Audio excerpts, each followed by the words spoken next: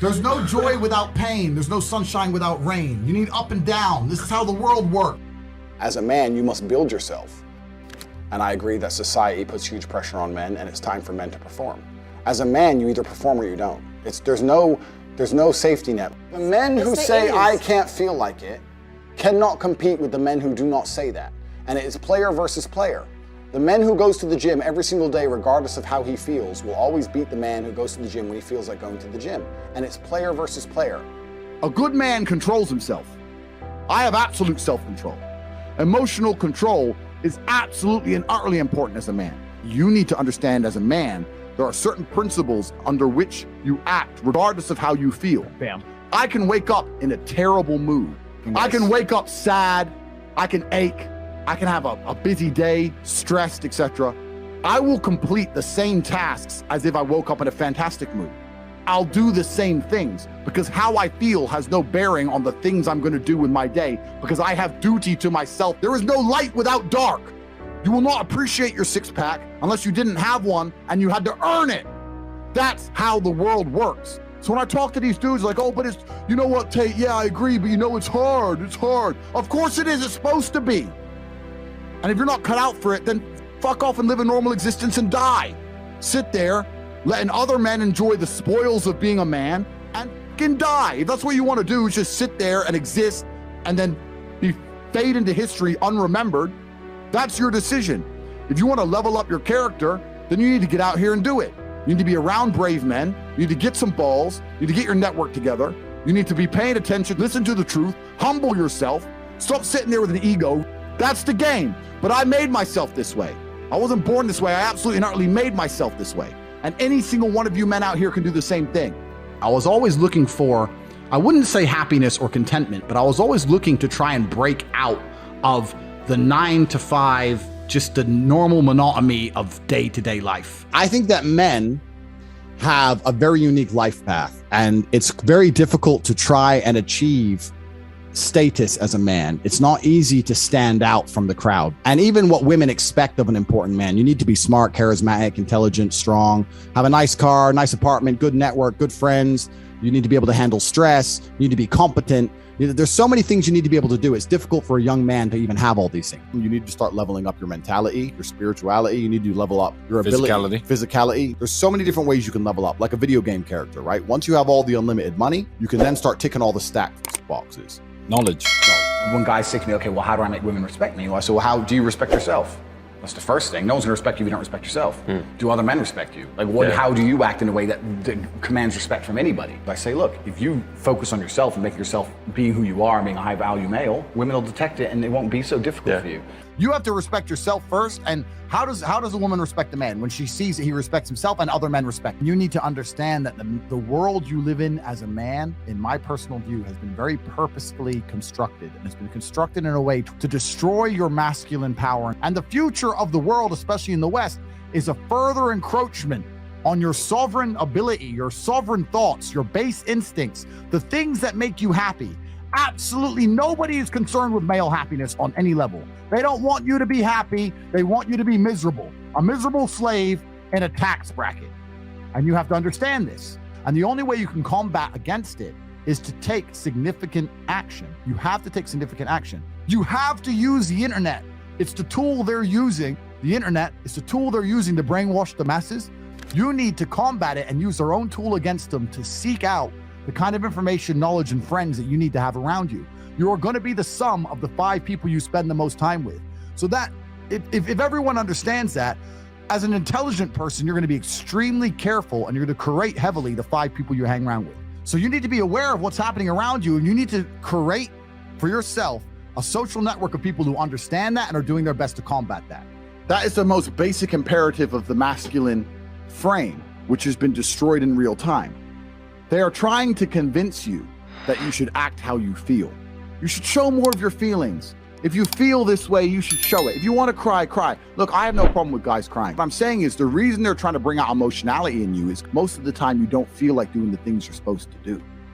But the true masculine frame throughout history was doing the things they didn't want to do, but they knew they had to do because they had honor and duty. When you remove self-control from men, not only do you get emasculated weak men, but what you also get is very dangerous men.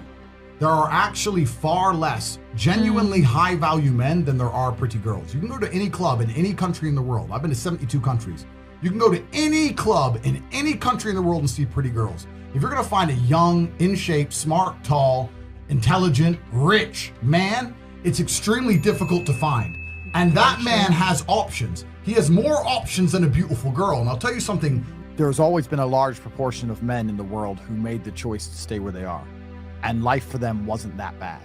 But as we reach the future and as time goes on, you're going to notice now that the people who don't chase having a masculine network, if they're not going to be excellent upon themselves and they're not going to be plugged into a serious circle of achievers, their life's going to become terrible. You could just be a normal dude and your life really wasn't that bad. But now we live in a situation where you just can't just be a normal dude anymore. Being a normal dude is no longer an option. So as a man, you have to be doing something to try and improve your status. There's lots of different ways to do it, right? But if you're a man with truly no status in society, now it's hard. Yeah. It's really hard. So you have to understand that as a man, you got to gear your life in a certain way. One of the easiest ways to get status is who you know, right? A lot of it's networking, and if you know the right people, you can get some status at least off of them to some degree. Every single man on earth with enough work can become one. That's the counter side, right? So there is hope at the end of the tunnel, but you gotta get up and do it. You know what I truly think a high value man is? Okay, it's a few things, right? So there's the obvious evolutionary triggers. The easiest way to be a high value man is a man who's capable of violence. If you look at it from a biological trigger, it doesn't matter if he's got muscles or he's big or he's tall or whatever. Women understand from a biological perspective, they like a man who can fight. Yeah. It doesn't matter if your man had money, a Ferrari, everything, but if you knew for a fact, if any dude stepped to him, he'd get sparked, you wouldn't want it. Right? So that's the first thing. We're suffering from cowardice. We talk about all the problems in the world. It's easy to talk about them all, but you can narrow them all down to the exact same thing. Cowardice, masculine cowardice, all of it. All of this is masculine cowardice. That's all it is. You're not going to be able to imitate being a G. You have to go out there and you have to suffer as a man. You got to go through trauma to be a G as a man. Too many dudes out here are trying to imitate. That's what all this is. You're talking about game. You're trying to be something you're not. The real game is to be the man. That's the game. As a man, you need to go through trauma. You need to go through difficult periods. You need to go through things which are extremely uncomfortable to become any kind of man of value. Every single woman on this panel, if you were to ask her to describe the kind of man she wants, she would describe a man who she thinks makes her feel safe, who is dominating, who is smart, who is charismatic, who is interesting, etc. You cannot be all of those things by accident. Any man who grows up with a very, very easy life, who never goes through anything, who's born with a silver spoon in his mouth is the exact kind of punk which these women don't want to touch, right? As a man, you need to suffer and you will survive, and you need to internalize it, not become a weirdo, accept that the trauma is going to make you strong enough to become the kind of man that's respected by society, and you need to use it for your own advantage. As a man, if you have not been through extremely difficult processes, you're never going to be a high value man. So when you ask me that question, the answer is an answer you're not hoping for, because likely you've been avoiding trauma your whole life. Life is difficult. Everyone has bad news all the time. The things happen to people, and things are going to happen to everyone. And even if you live the perfect life, you're still going to have bad experiences because everything's relative. When people talk about toxic masculinity and all this garbage, and we need to make men more feminine, that's not going to make men.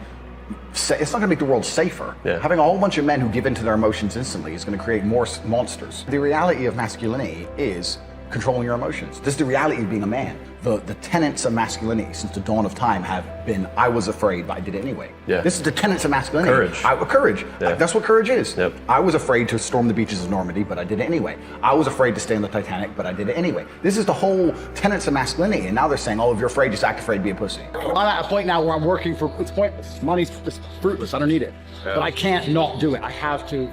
I don't know why I am exactly the way I am. Because I'm a very happy person, but I'm not content. Does that make sense? I'm very happy. I'm not miserable. I'm not depressed in any way. I'm super happy, but also I'm not content. There is no quick fix. There is no replication. There's no way you can falsify on a long enough timeline. So the answer is, if you want to be a man of distinction, you need to go and suffer. That's your answer. One of the only things in this world you can control is your state of mind. You can't control the weather. You can't control other people. You can't even control your health. One of the very few things in the world you have genuine control over is your state of mind. You decide if you're a disciplined person. You decide if you're a happy person. You decide if you're a depressed person. These are things that in real time you can affect in your brain. This is all you can control on earth. If you can't control that, then you're just a feather in the wind. And life's going to blow you around, and you might land somewhere good, you might land in don't. Nobody knows. I was a 4-time kickboxing world champion. For 12 years, I trained 5 hours a day, 6 days a week. And I was motivated to train probably about 25% of the time. The rest of the time I went because I am disciplined.